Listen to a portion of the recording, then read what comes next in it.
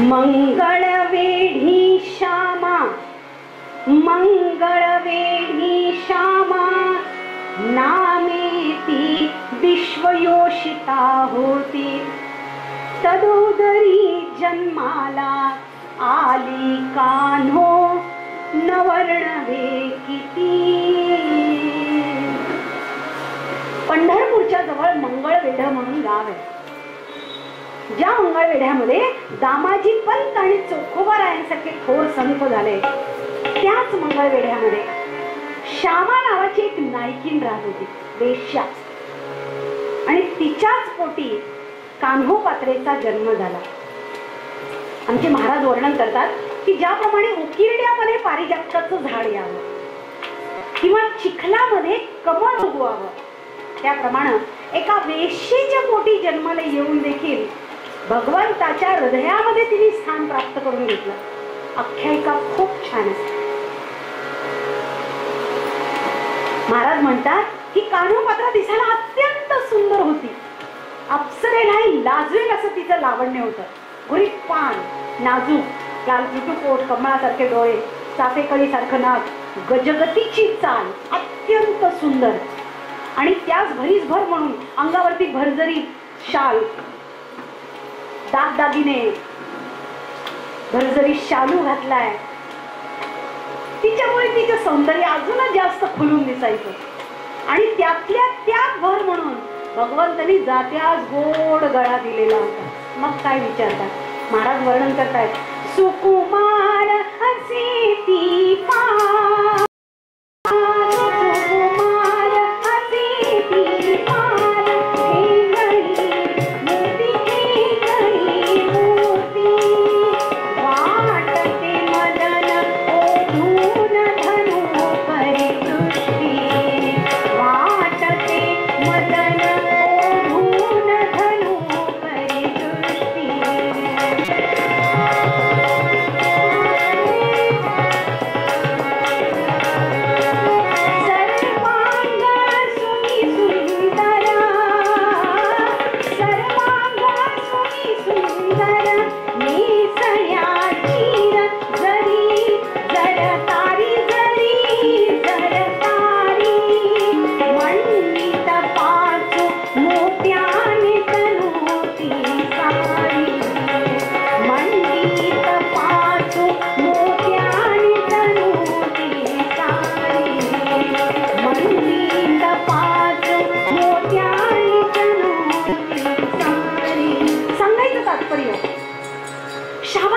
विचार केला, अशी अप्सरेसारखी पोर जन्माला घातली आहे, गुरीत पान दिसायला एवढी चांगली, जात्यात गोड गळा, आपण गडगंज पैसा कमवूया, कारण खरं सुद्ध पैशामध्येच आहे. म्हणून तिने विचार केला, पोरी आता पैसा कमवायचा म्हणजे पोरीला नृत्य यायला पाहिजे आणि पोरीला गाणंही चांगलं म्हणता आलं पाहिजे. म्हणून तिने एका गुरुची योजना केली. त्या गुरुनी नित्य नियमाने यावं, कान्होपात्रेला गाण्यातले धडे द्यावेत, नृत्यातले धडे द्यावेत. पण कान्होपात्रेवरती खरीच पांडुरंगाची कृपा झालेली होती. म्हणून तिला गाणं शिकवणारा जो गुरु लाभलेला होता तो पांडुरंगाचा एकनिष्ठ भक्त होता, वारकरी होता. त्याने कान्होपात्रेला सगळ्या संतांची अभंग शिकवली. सुंदर ते ध्यान उभे विटेवरी, कर कटेवरी ठेवूया. सुंदर सुंदर अभंग कान्होपात्रेने शिकवली. आणि ज्या वेळेला कान्होपात्रेनं आपल्या गुरुजींच्या समोर ही सगळी अभंग म्हणून दाखवावीत आपल्या गोड गळ्यानं, त्यावेळेला गुरुजींच्या अक्षरशः डोळ्याला आनंदाश्रू यायचे. आणि गुरुजींनी म्हणावं, कान्हो, काय पांडुरंगाने तुला गोड गळा दिला, पण बाळा, ज्या कुळामध्ये तू जन्माला आली आहेस ना, त्याच्यामध्ये तुझ्या गाण्याचा उपयोग केवळ सर्वसामान्य लोकांना रिझवण्यासाठी होईल. पण असं न करता तू जर तुझ्या गाण्याचा उपयोग पांडुरंगाला आळवण्यासाठी करशील, तर ज्याप्रमाणे पांडुरंग जनाबाईला प्राप्त झाला, मीराबाईला प्राप्त झाला, त्याप्रमाणे तू तुला देखील प्राप्त झाल्याशिवाय राहणार नाही. असं म्हटल्याबरोबर कान्होपात्रेनं आपल्या गुरुजींच्या समोर पांडुरंगाची शपथ घेतली आणि म्हणाली, गुरुजी, पांडुरंगाची शपथ घेऊन सांगते, मी माझं गाणं केवळ पांडुरंगासाठी गाईन. मी सर्वसामान्य लोकांच्या समोर कधीच गाणं म्हणणार नाही. झालं, पक्का निश्चय केला तिने आणि कलेनं ती वाढू लागली. यौवनामध्ये तिने पदार्पण केल्याबरोबर श्यामा नायकिणीने विचार केला, चला आता गावामध्ये दवंडी पिटूया आणि कान्होपात्रेला व्यवसायाला लावूया. गावामध्ये दवंडी पिटवली आणि सांगितलं की कान्होपात्रेनं व्यवसायाला सुरुवात केली, तुम्ही आमच्या माडीवरती येऊ शकता. असं म्हटल्याबरोबर पहिल्याच दिवशी, मुहूर्ताच्या दिवशी गावामधल्या एका धनाढ्य सावकाराला पाचारण करण्यात आलं. आता तो धनाढ्य सावकार होता कसा?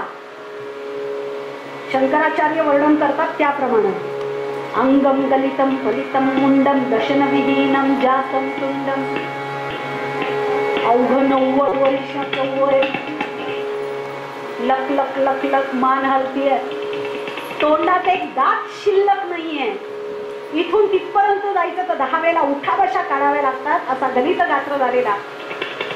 पण श्यामा नायकिणीकडून बोलवणं आलाय म्हटल्याबरोबर 2 नौकरांना सोबत घेतलं, ह्या पैशाच्या थैल्या घेतल्या आणि झप झप झप झप पावलं टाकतच गेला. श्यामा नायकिणी बघितलं, पहिल्या दिवशी एवढा गडबडीचा पैसा. ती म्हणाली, या या या या सावकार, माडीवरती कान्हो तुमची वाट बघतीये. असं म्हटल्यानंतर कसा बसा गेला माडीवरती आणि माडीवरती गेल्यानंतर कान्होपात्रेचं सौंदर्य न्याहाळलं मात्र तो तिला म्हणू लागला, वश स्मर व्यथा स्मर व्यथा शमविमेल्हा, मी झुरत मनी तुझ करिता, स्मर व्यथा शमविमेल्हा, मी झुरत मनी तुझ करिता, श्रीमंत धनिक मी मोठा, श्रीमंत धनिक मी मोठा, मम होय रमणी तू आता, मम होय रमणी तू आता.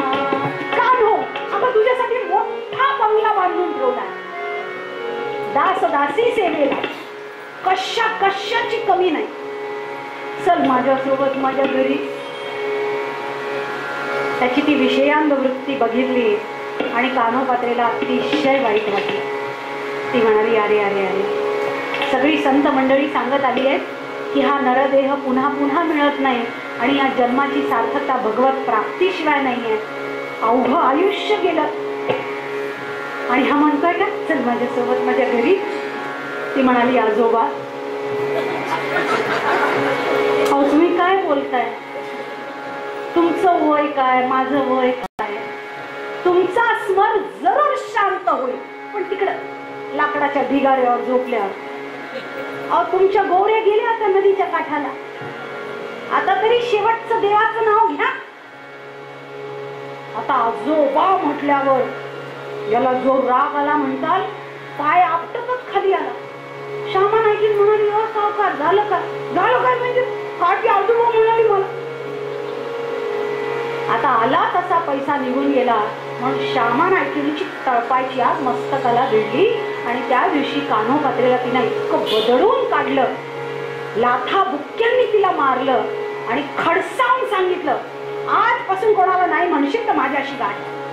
अगं जो पैसा देतो तो आपला, मग काळा असो, गोरा असो, उंचा असो, खुजा असो, तरुण असो का म्हातारा असो, याच्या पुढे कोणाला नाही म्हणशील ना माझ्याशी गाठ आहे. पहिला दिवस आहे म्हणून सोडून टाकलं तुला. कान्होपात्रेला अतिशय वाईट वाटलं. ती म्हणाली, जन्मदात्या आईने आपल्याला असं सांगावं का? पण तिने मनातल्या मनात पांडुरंगाला आळवलं आणि पांडुरंगाला म्हणू लागली की पांडुरंगा मला तुला प्राप्त करून घ्यायचंय, तेव्हा ही अडथळ्याची शर्यत आहे, मला बळ दे, सदाचार, सन्नीती आणि सत्वासना सतत माझ्या मनामध्ये राहू दे. आणि त्याच वेळेला झालं काय, श्यामा नायकिणीची एक मैत्रीण आली. तिने हा सगळा संवाद ऐकला. तिने श्यामा नायकिणीला बाजूला घेतलं आणि ती म्हणाली, का गं पोरीला नादी लावायची आणि पहिल्या दिवशी म्हातारा पाठवला. ती हो कशी म्हणेल, अगं गावातले तरुण बिरून गेले का त्यांना बोलवायचं. ती म्हणाली, माझं चुकलं. आणि दुसऱ्या दिवशी त्या गावामधल्या 6 फूट उंचीचा हँडसम वरप्पान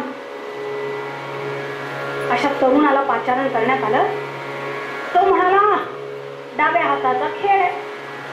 धावतच आला तो माडीवरती आणि माडीवरती आल्यानंतर कान्होपत्रेचं सौंदर्य निहाळलं. मात्र तो तिला म्हणू लागला, वश तुवा मला व्हावे व्हावे, वश तुवा मला व्हावे व्हावे, वश तुवा मला व्हावे व्हावे, वश तुवा मला व्हावे. स्मर समरूप मम अवलोकावे, तरुण खचित मी तुझठावे, वश तुवा मला व्हावे व्हावे, वश तुवा मला, वश तुवा मला, वश तुवा मला व्हावे. अगं माझ्यासारखा तरुण मिंडा कुठून सापडणारे? बापाचा गडगंज पैसा ठेवलाय, चल माझ्यासोबत माझ्या घरी ऐश करू. कान्होपात्रीनं अपाद मस्तक त्यालाही निहाळलं आणि त्याच्याही हातावरती वाटाण्याच्या अक्षरा दिल्या आणि म्हणाली, पांगारा फुलला फुले करुनिया, जोमात आला जरी, पाचू चंपक पारिजात तरुची, पावेल का तो सरी. आला कुक्कुट मत्त होऊन दुरी, मोरा पुढे नाचण्या, पावेना परिमाण जाण सहसा, सासा पुढे तो गण्या. आयुष्यामध्ये कोणी एवढा अपमान केला नसेल, खाली मान घातली आणि निघून गेला. गावामधल्या प्रत्येकाने यावं आणि प्रत्येकाचा अपमान व्हावा आणि संध्याकाळ झाली की श्यामा नायकिणींनी कान्होपात्रेला बदडून काढावं. अशा प्रकारे 6 महिने लोटले. आता त्या गावामध्ये काय झालं, एक नवीन ठाणेदार आला. आता 400 वर्षापूर्वीची ही गोष्ट आहे. त्या काळी सगळीकडे आपल्याकडे महाराष्ट्रामध्ये मुसलमानांचं राज्य होतं आणि त्या पंढरपूर वगैरे त्या भागामध्ये बिदरच्या बादशाचं राज्य होतं. आदिलशाह ही तख्त विजापूर गादी बादशाची, रियासत मुसलमानाची, ज्याच्या मनगटात जोर तोच शिरजोर. आणि आदिलशाह बद्दल असं सांगतात, तो अत्यंत क्रूर होता, अत्यंत मगरूर होता, अत्यंत विषयांग होता. आता जसा राजा तथा तसा अधिकारी आणि त्याच्या पदरी असणारा हा ठाणेदार, त्याची बदली झाली, इथे नियुक्ती झाली मंगळवेढ्यावरती. आता या छोट्या खेडे गावामध्ये नंबर 2 ची व्यवसाय करणारी जी मंडळी होती, त्यांनी विचार केला, आपला व्यवसाय जर व्यवस्थित चालवावा असं वाटत असेल तर ठाणेदाराला खुश ठेवावं लागेल. तेव्हापासून ही प्रथा चालू आहे, खुश ठेवण्याची. आता खुश ठेवायचं म्हणजे काय करायचं? खेडेगावामध्ये त्यांनी विचार केला की श्यामा नायकिणीकडे जाऊन कान्होपात्रेच्या गाण्याची मेजवानी विचारून घेऊ. श्यामा नायकिणीकडे आले सगळी सावकार मंडळी आणि म्हणू लागले, श्यामे, गावामध्ये नवीन ठाणेदार आलाय आणि तुझ्या पोरीला गाणं म्हणायचंय, पण या वेळेला काही गडबड झाली ना, आमच्याशी गाठ आहे. झालं. श्यामा नायकिणींनी कान्होपात्रेला बळजबरीने तयार केलं आणि सगळ्यांच्या समक्ष आणून बसवलं. समोर ठाणेदार बसला, पाठीमागे सगळी गुलहौशी मंडळी गाणं ऐकण्यासाठी. म्हणून ठाणेदारांनी कान्होपात्रेला बघितलं, मात्र त्यांनीच गाणं म्हणायला सुरुवात केली. ख्वाहिश ख्वाहिश हमको गाने की नहीं प्यारी समझ तेरे तन की.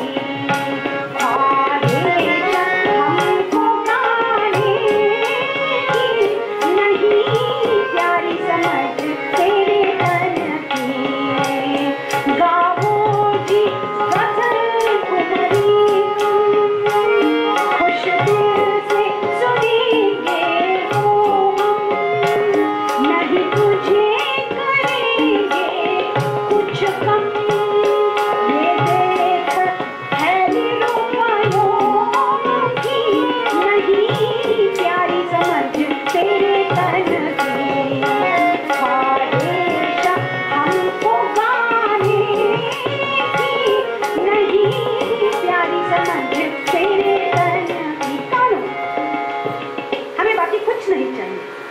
आपका गाना सुनो. अरे गजल सुनाओ, ठुमरी सुनाओ, ख्याल सुनाओ, टप्पा सुनाओ, अरे कम से कम भजन तो सुनाओ. तो एक एक फरमाईश करत होता, पण कान्होपात्रा मात्र काहीच बोलली नाही, खाली मान घालून बसली. तास झाला, पाऊण तास झाला, 1 तास झाला, 2 तास झाले. आता सगळी सावकार मंडळी घाबरली.